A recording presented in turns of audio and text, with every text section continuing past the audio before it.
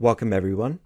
In today's video, I wanted to do a beginner's guide to crypto perpetual futures trading. So in this video, I'll be covering what they are, some of their key features, the advantages to trading perpetual futures, some risks and considerations, as well as doing a practical example of perpetual futures trading. So what are perpetual futures? They are financial derivatives traded on cryptocurrency exchanges. So what you have is a financial derivative that derives its value from an underlying asset. So if you're trading an Ethereum perpetual future, you're trading a derivative that derives its value from the price of Ethereum. And what this does, it allows you to speculate on the price of a crypto without actually owning it. So all you have here is a financial derivative. You can't withdraw it into your wallet. You can't stake it for yield, and you can't deploy it in DeFi. It's purely a derivative contract that exists on that exchange. So pictured here on the right is Arthur Hayes, who is widely credited as the man to bring perpetual futures to crypto. And this is the interface for his exchange BitMEX, which was the premier place to trade perpetual futures. And here we just have another perpetual futures exchange, of which there are many. So what are the key features of perpetual futures? Well, the first one is that they have no expiry dates. So unlike traditional futures contracts, perpetual futures have no fixed expiry date. So if you're familiar with traditional finance and traditional futures as well as like options, you know that they have expiry dates. So a traditional future might expire like October 31st or like November 30th or anything like that, right? Whereas perpetual futures, like the name suggests, they are perpetual. There is no end to them. So traders can hold positions indefinitely, which provides flexibility. Additionally, a key feature of perpetual futures are funding rates. So funding rates are a mechanism that prevents large price deviations. So long and short positions pay or receive funding based on a contract's premium or discount to the spot price. So that is a bit of a word salad. So I'll give you an example here to just illustrate what exactly that means. So funding rates, we have the index price, the mark price, and the funding rate on the right here. So I'll break this down into what it actually means. So an index price, this is the spot price of an underlying asset across several major exchanges. So we have an Ethereum perpetual future here, and you'll have an index price for that Ethereum perpetual future. So in this example, we have the weighted average of the spot price of Ethereum across OKX, Binance, and Coinbase. There will be other exchanges, but I'm just giving you those three there because I just didn't want to name off like a list of 10 of them. So that index price is effectively the true price of spot Ethereum. Over here we have the mark price, and that mark price is the price of the perpetual futures contract. So as we can see here, the mark price is currently below the index price by about 4 cents. And so what a perpetual future seeks to do is to have the mark price be in line with the index price at all times. And it will employ funding rates in order to make sure that that happens. So over here, we have the 1 hour funding rate, which is currently minus 0.0005%. And what that means is that shorts must pay 0.005% of their position to whoever is long that perpetual future. So in this example, let's just say you are short $10,000 worth of the Ethereum perpetual future. That means every hour you must pay 5 cents to your counterparties. On the other hand, if you have a $10,000 long position on that Ethereum perpetual future, you're receiving 5 cents. So this mechanism is in place to ensure that the mark price is as close as possible to the index price. So if this mark price was like, say, $2,220, that funding rate would be even more negative, meaning that shorts must pay even more of their position every hour to longs. And then you'll get to a point where people who are short that Ethereum perpetual future don't want to pay that much of their position to longs, and so they'll start closing their shorts, and then the mark price will start going back to where the index price is.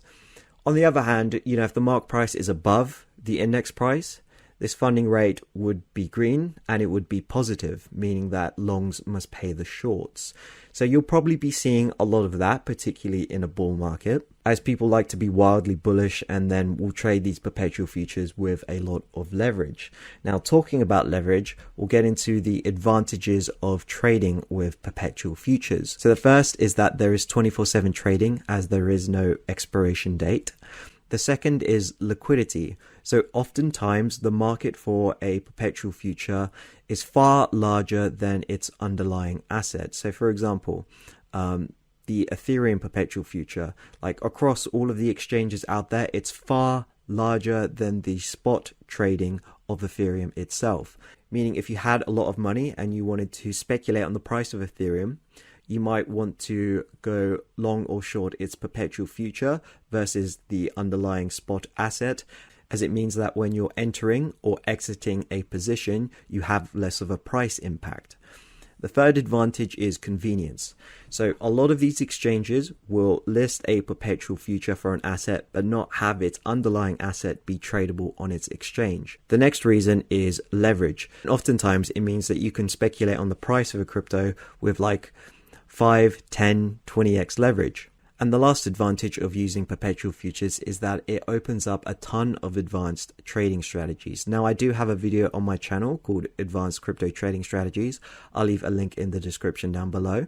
But some of those strategies are outside of the scope of this video, so I won't be covering it today. Now let's take a look into some of the risks and considerations of trading perpetual futures. Now the first is that many countries have banned perpetual futures trading.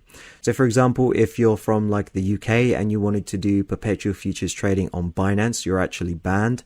And I think that's mainly because some people traded perpetual futures before, did it with massive leverage, got wrecked, and then complained to the Financial Conduct Authority.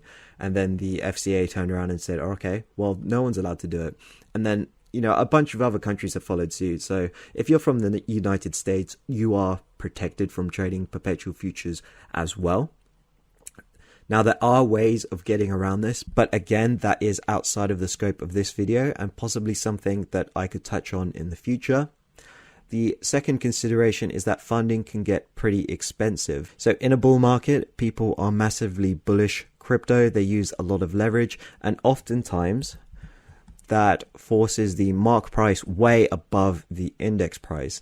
And that means if you're long that particular perpetual future, you have to pay a ton of funding like every hour or every 4 hours. It depends on how that particular exchange is handling funding rates. Oftentimes that can eat up a large portion of your profits, particularly if you're using a lot of leverage, as you're having to pay the extra funding for the leveraged position. Additionally, the longer you have a position open, the more likely it is you're going to be paying a ton of funding. And the last risk is that leverage can increase potential profits, but also magnify losses. So that's something that you'll definitely have to consider when doing perpetual futures trading. And if you are using a lot of leverage, it means that whilst you could make a lot of money quickly, it also means you could lose a lot of money quickly as well. Crypto is an extremely volatile market, and oftentimes you won't need leverage to make extreme gains, as cryptos can easily go 10, 20, 30, 40, 50% in a day. And conversely, it can also do the same when it dumps. So oftentimes you will see a lot of cryptos dump 10, 20, 30, 40% as well. And so if you are trading with leverage, you could get wiped out pretty quickly. Okay, so now let's get into a practical example of perpetual futures trading.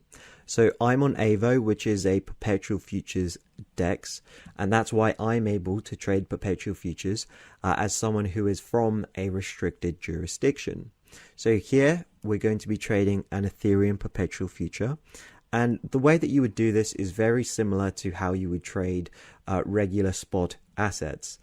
So let's just say I wanted to long a $100 worth of the ETH perpetual future. I would just change this to USDC and then place an order. And it's really just like that. And then we go down here. This is my position that has currently been opened. And I can press the X here to close it. And there we go, it's closed. Now, the key difference here with perpetual futures versus spot trading is that I can actually bet on the price of Ethereum going down.